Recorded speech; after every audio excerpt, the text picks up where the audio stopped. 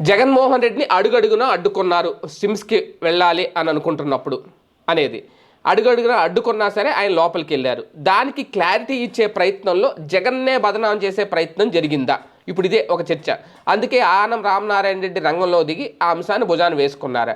వాస్తవానికి అక్కడ పవన్ కళ్యాణ్ ఆల్రెడీ లోపల పరామర్శిస్తున్నారు. జగన్ కూడా అక్కడికి వెళ్తే, పవన్ కళ్యాణ్ ఉన్నప్పుడు వెళ్తే ఖచ్చితంగా అక్కడ ఏమన్నా వివాదాలు జరుగుతాయేమో, లేనిపోని రచ్చ జరుగుద్దేమో, ఖచ్చితంగా పోలీసులు జాగ్రత్తలు తీసుకుంటారు, ఆపుతారు. ఒక 5-10 నిమిషాలు వెయిట్ చేయమంటారు. ఎందుకంటే ఈయన ప్రతిపక్ష నాయకుడు కాబట్టి ఆగమంటారు. అక్కడ అధికార పార్టీలో ఉన్న నాయకుడు, పైగా డిప్యూటీ సీఎం, ప్రోటోకాల్ ప్రకారం ముందు ఆయనకు వెళ్ళారు కాబట్టి ఆయన బయటకు వచ్చిన తర్వాత ఈయన పంపుతారు. నిన్న అలాగే జరిగింది. ఆయన వచ్చేసిన తర్వాతే ఈయన వెళ్ళాడంట లోపలికి. ఆయన ఉన్నప్పుడు వెళ్ళలేదు. కాకపోతే ఆయన వెళ్ళిపోతుంటే ఈయన లోపలికి వస్తుంటే అప్పుడు అడిగారంటే, ఏంటి కేకలేస్తున్నారు, ఏంటి ఎవరు వచ్చారంటే జగన్ వచ్చాడని చెప్పారంటే ఎవరికో, మరి అది ఎంతవరకు నిజమో తెలియదు. పవన్ కళ్యాణ్కి చెప్పారు అనేది అది వైసీపీ అనుకూలంగా చెప్పుకోవచ్చు, లేదంటే పవన్ కళ్యాణ్కి అనుకూలంగా వాళ్ళు చెప్పుకోవచ్చు. కాకపోతే మధ్యలో ముందుగానే వచ్చి డబ్బులు ఇచ్చారు, తెల్ల కవర్లలో డబ్బులు ఇచ్చి పవన్ మీద లేదంటే అధికారుల మీద, చంద్రబాబు నాయుడు గారి మీద వ్యతిరేకంగా చెప్పమని చెప్పించింది వైసీపీ నాయకులు అనేది తెర మీద తీసుకొచ్చారు మంత్రి ఆనం. నిజంగా అదే కనుక జరిగితే వాళ్ళ దగ్గర సీసీ ఫుటేజ్ల ఆధారాలు ఉన్నాయి కాబట్టి వాళ్ళందరినీ గుర్తించి ఇమీడియట్గా అరెస్ట్ చేయాలి. ఇప్పుడు ఆ లోకల్ నాయకులకే కదా వస్తారు, బయట వాళ్ళు ఎవరు రారు.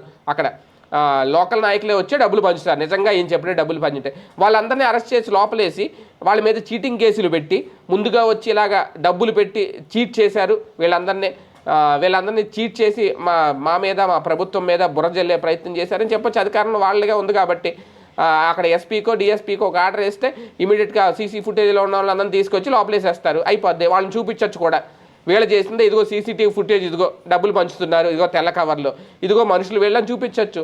ఎంత హుందాగా ఉంటుంది రాజకీయం. అప్పుడు అందరూ వైసీపీని, జగన్మోహన్ రెడ్డిని తిడతారు, వీళ్ళు చేసింది ఇది అని చెప్పి తెలుస్తుంది కూడా అలా చేస్తే. అలా కాకుండా వేగ్గా ఒక ఆరోపణ చేసేసి తెల్ల కవర్లో ఇచ్చారు, నల్ల మూటలు కట్టారు, డబ్బులు ఇచ్చారు అంటే అవి వేగ్ ఆరోపణలు అవుతాయి.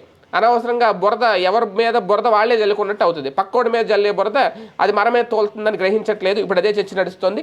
దీని మీద వైవి సుబ్బారెడ్డి వీళ్ళందరూ, కరుణాకర్ రెడ్డి మాట్లాడినా కూడా అదే అన్నారు. నిజంగా అక్కడ గనక జరిగితే ఇమీడియట్గా ఆధారాలు బయట పెట్టండి అని. మరి బయట పెడతారేమో చూద్దాం.